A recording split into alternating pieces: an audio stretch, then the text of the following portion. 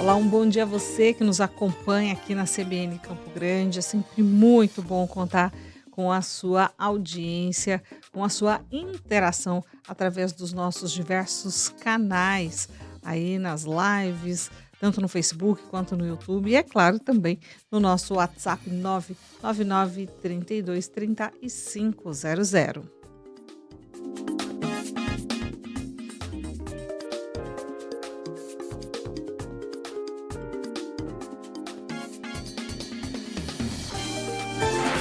CBN Direito. Hora de falar sobre direito aqui no nosso jornal CBN Campo Grande e principalmente, te informar sobre como está a prática e no dia a dia as questões ligadas especialmente para um público muito especial e que cada vez mais tem ganhado protagonismo e atenção dentro da nossa sociedade. Os autistas. No começo do ano, não é raro, infelizmente, a gente acabar acompanhando histórias, relatos de recusa de direitos, por exemplo, na matrícula de escolas aqui em Mato Grosso do Sul. Mas para a gente entender um pouco mais essa realidade, o que tem acontecido e o que está programado para acontecer ainda neste ano de 2025, aqui em Mato Grosso do Sul, nós vamos conversar com a presidente da Comissão de Direito, da Comissão de Defesa do Direito da Pessoa com Autismo da OAB de Mato Grosso do Sul, Raíssa do Ailib. Um bom dia, seja muito bem-vinda à Rádio CBN Campo Grande mais uma vez. Bom dia, Karina. Muito obrigada. É uma honra estar aqui novamente. Raíssa, a gente está falando assim, de um período tão importante, o mês de janeiro. As famílias, já desde dezembro, na verdade, já vêm se movimentando para garantir a matrícula dos filhos, preparando, organizando este ano letivo de 2025. E, infelizmente, não é raro a gente escutar aí relatos de recusa, por exemplo, de matrícula em escolas. O que está acontecendo de fato? Bom, como eu sempre falo, quando uma família recebe um diagnóstico de autismo na família, geralmente 2 direitos são os principais que são afetados, que é a educação e a saúde. Falando na educação, realmente, no final do ano, as mães já começam a sentir um desespero. Por quê? Sabe que vai ter que ir atrás de matrícula, rematrícula, questão de profissional de apoio, e aí começam as dificuldades, Tanto em escolas particulares, tanto em escolas públicas, com relação à recusa de matrículas. Então, como exemplo na prática, se eu tenho um filho, vou matricular numa escola particular, eu pergunto: existe vaga disponível? Ah, existe. Aí, quando a mãe informa que o filho é autista, que tem um diagnóstico, que vai precisar de um suporte, de um profissional de apoio, do material adaptado, aí a escola fala: infelizmente, não temos mais matrícula. Então, são muitas violações, que são taxadas aí para essas famílias atípicas que passam um período bem conturbado, quando a gente fala de matrícula e rematrícula. Quando uma pessoa se depara com uma situação como essa, de que num primeiro momento há a matrícula, depois ela é informada que não tem, o que ela deve fazer? Bom, Karina, essa pergunta é muito importante, porque a gente deve orientar essas famílias, em primeiro lugar. Isso é crime.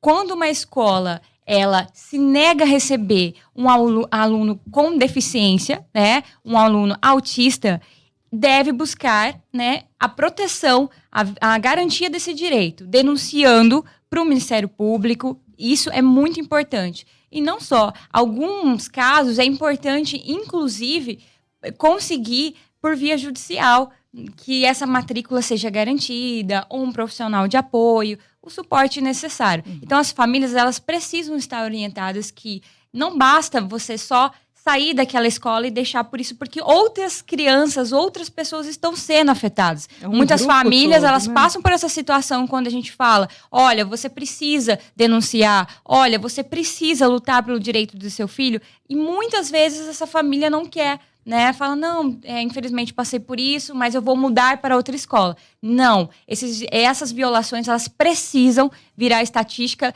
o Ministério Público precisa tomar conhecimento, advogados, defensoria, para que medidas sejam tomadas, né? E para que a gente possa lutar e garantir esse direito que já é previsto na nossa Constituição. Sim, mas também, né, Raíssa, por outro lado, e não aqui justificando nada disso, né, mas a gente vê que ao longo aí dessa trajetória de vida, de luta por direitos, né, muitas vezes as famílias já estão Sim, estão cansadas, né, cansadas. Aham. calejadas de tanto brigar, de tanto exigir direito, né?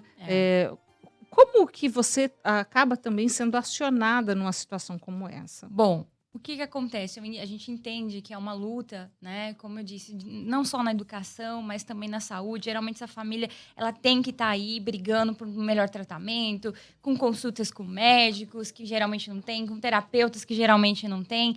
Então é real, né? Essa situação de famílias que estão cansadas. Mas essa luta ela é muito importante porque hoje já avançamos muito quando falamos de legislação e garantias. Então, a gente precisa continuar para que esses direitos de fato sejam respeitados. Por isso, a gente acaba orientando. E como que a gente, principalmente como comissão, como advogada, geralmente as famílias entram em contato, reportam, fazem requerimentos, né? E pedem um apoio aí, tanto da comissão. E aí, conforme o caso, a gente tem grandes parcerias, como membros do Ministério Público, a gente faz essa troca e acaba direcionando e informando o que essa família deve fazer. Porque muitas nem sabem que isso é crime. Por exemplo, uma Sim, recusa de matrícula, né? claro. E às vezes, por falta de informação, não busca lutar por esse direito. Então, o principal sempre é essa informação e a gente poder dar essa orientação. O que fazer, para onde ir, né? Como agir numa situação de discriminação, de capacitismo. Isso é muito importante. Que tipo de crime, né, ou que tipo de consequências uma situação como essa pode gerar para quem recusar aceitar uma pessoa com um diagnóstico de autismo? E isso é muito importante porque essas escolas, elas são multadas e a multa não é pequena, né? E dependendo, vai responder por um crime, porque é previsto tanto na legislação da Berenice Piana, né, e no Estatuto da Pessoa com Deficiência. Então, por isso, é importante reportar essas situações para que o Ministério Público investigue e se identificar do crime de discriminação. Existe Discriminação. Isso, existe a penalidade, inclusive, de multa, né? Então, é muito, muito importante. Então, o crime é esse, discriminação. Na verdade, na legislação, ela prevê, né? Que rejeitar a matrícula, igualmente no plano de saúde, não pode um beneficiário, né? É uma pessoa com deficiência ser rejeitada de entrar no plano de saúde. Então, isso tudo está na legislação, é crime. E aí, dependendo da penalidade, tem multa e outras sanções. Só porque é importante a gente frisar, né, Sim. porque se não der para entender na base da conversa, né, pelo menos se pesar no bolso, Sim, ou se com tiver certeza. sanções, talvez esse tipo de informação... Isso é muito bacana, porque é tanto das escolas, inclusive planos de saúde. Aham. Se você faz uma denúncia, dependendo se é verificado que houve uma violação de um direito ali, né? Uma recusa indevida, multa. Então, assim, tem que pesar. no Essa bolso. multa varia de quanto, por exemplo? Aí na legislação está prevista lá a porcentagem, e aí vai verificar, por exemplo, o Ministério Público ou as agências que regulamentam, a ANS, que regulamenta o plano de saúde, vai acabar precificando essa multa. Mas dá para dar uma estimativa, uma ideia de valor? Não sei te dizer o valor Aham, preciso aham. agora, mas Pena? pena, eu também não lembro agora exatamente a pena. Mas, assim, o importante é a questão da multa. Ok, então. Raíssa, a gente está falando aqui de alguns direitos violados, né? Você falou da educação, falou também da saúde, e a gente tem utilizado um termo para essas famílias, né? Mais especificamente, que têm essas crianças ou adultos com diagnóstico de autismo, como famílias atípicas. De Isso. onde vem esse termo? Bom, famílias atípicas, por que são famílias atípicas? A gente acaba falando que são famílias especiais, né? Que tem uma pessoa com deficiência, que têm uma luta diferente, né? Por isso que elas são atípicas. Por exemplo, uma mãe, quando ela tem um filho, ela geralmente tem um padrão de vida, né? Por exemplo, e muda totalmente quando tem um diagnóstico na vida dessa família, por exemplo, dessa mãe. Então, o que que acontece? Essa mãe, ela vai ter que ficar em médicos, vai ter que brigar por terapias, colocar o filho na terapia e travar outras lutas. Então, são mães atípicas. Elas têm um diferencial das outras mães, né? Por isso que a gente acaba falando que são mães atípicas. Ou seja, são mães de pessoas de crianças com deficiência, né? Que enfrentam alguma deficiência ou algum desafio. Por isso, essa questão para nomear aí as mães atípicas, né? Recentemente, inclusive, aqui na capital, a gente tem acompanhado, né, uma série de protestos Sim, teve a caminhada, dessas né? famílias, né, inclusive exigindo o repasse de alimentação, né, especialmente falando aqui sobre Campo Grande. Você tem acompanhado essa situação? De que forma essas famílias estão, de fato, sendo atendidas ou não? Tem acompanhado, sim, porque essas famílias, hoje, elas não conseguem coisas básicas, como medicamentos, fraldas, insumos, tá? E aqui falando, inclusive, da parte pública, né? Então, hoje, atualmente, existe um grande número de famílias que não estão recebendo esse suporte, né? E de coisas do dia a dia, medicações do dia a dia de uso contínuo e fraldas.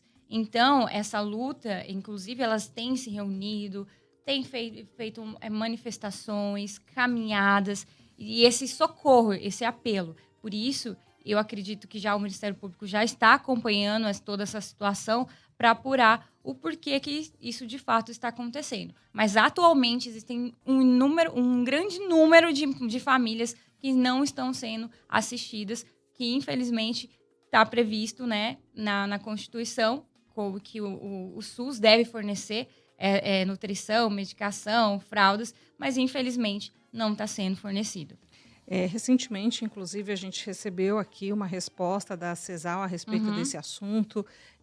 Também a gente pediu a atualização desta informação para saber como está esse repasse, né, principalmente dessa medicação, mas dos insumos, como alimentação e fraldas, como a Raíssa está levantando aqui para a gente. E a CESAL esclareceu aí, né, em nota, que tem mantido essa atenção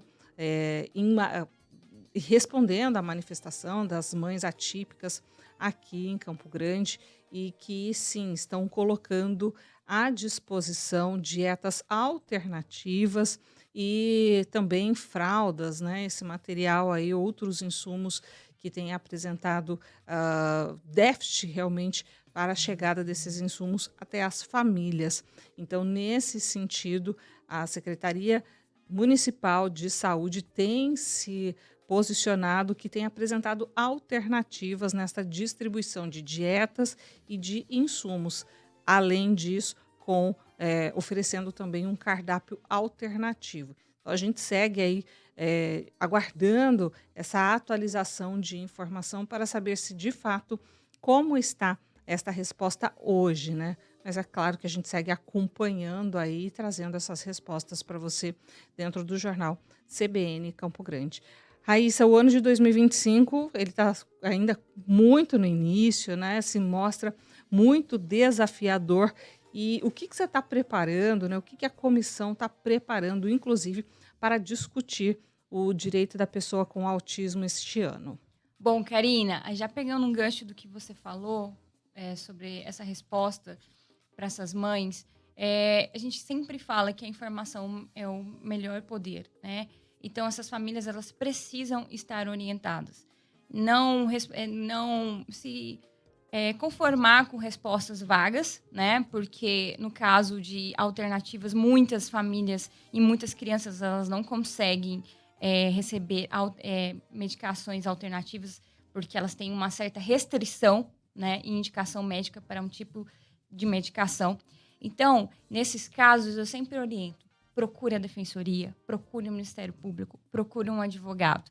porque precisa exigir isso conforme a necessidade que essas crianças precisam, né? Então, isso é muito importante. E como comissão, a gente não para promovendo eventos, congressos e meios, né, da gente conseguir orientar e capacitar não só essas famílias, não só a sociedade, mas também como meio privado, como público, né, orientando, porque a gente sabe que o diagnóstico ele está aumentando e toda a sociedade, todo o setor público e privado deve estar preparado para poder atender em todos os aspectos essas pessoas, as pessoas autistas, né? As pessoas com deficiência, inclusive no mercado de trabalho. Então, a gente tem trabalhado, inclusive agora em março, nós vamos fazer um enorme congresso em Ponta Porã com Pedro Juan. É um congresso internacional,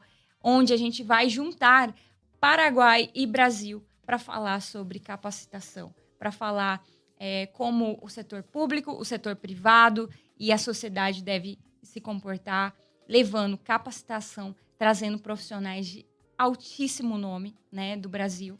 Inclusive, as inscrições, nesse momento, em menos de 4 dias, vendemos todos os ingressos.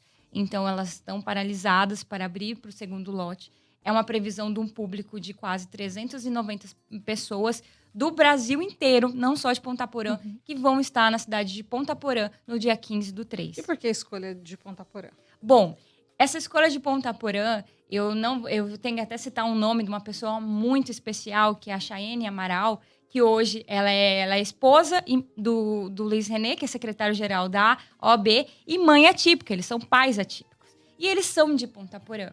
E aí surgiu essa necessidade, ela participou de um congresso no Paraguai, e surgiu, eu até falo no coração dela, essa ideia de juntar a fronteira, começar a gente fazer um congresso internacional. E pensamos na primeira fronteira ali, Ponta Porã e Paraguai, justamente porque para poder unir essas duas cidades, né, esses dois países, Pedro Juan e Ponta Porã, para poder trabalhar em conjunto, porque isso é muito importante, tem muitas crianças e muitos autistas do Paraguai que são atendidas no Brasil, em todos os sentidos, questão médica, questão de benefício, e isso é importante, a gente trabalhar essa fronteira e esse direito que engloba os dois países ali, porque um acaba sendo atendido pelo outro. Então, por isso, esse primeiro olhar aí para Ponta Porã e para o Paraguai.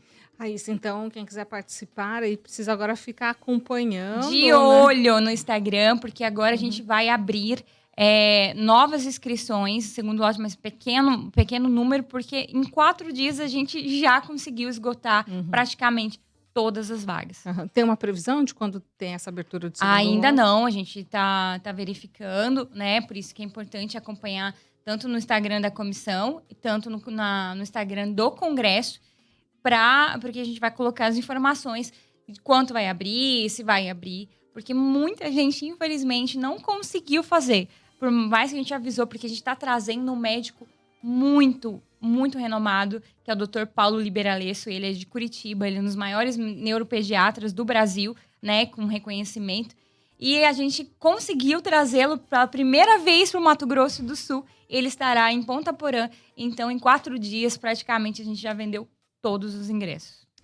Raíssa, quero agradecer muito sua gentileza de estar conosco na manhã desta terça-feira, falando, né, sobre este início de ano, preparação e principalmente garantia de direitos para as famílias atípicas, né, essas famílias aí de pessoas afetadas pelo autismo, né, e que precisam continuar ainda que com muita resiliência, continuar lutando nessa garantia de espaço dentro da nossa sociedade. Muito obrigada, viu? Karina, eu que agradeço e já falo que, precisando, a OAB, a Comissão de Defesa do Direito da Pessoa Autista, está à disposição para toda a sociedade e contem com a gente. Muito obrigada. Um bom dia a você. A gente vai fazer uma pausa para as notícias nacionais. Na sequência, tem muito mais informação de Mato Grosso do Sul para você. Até já.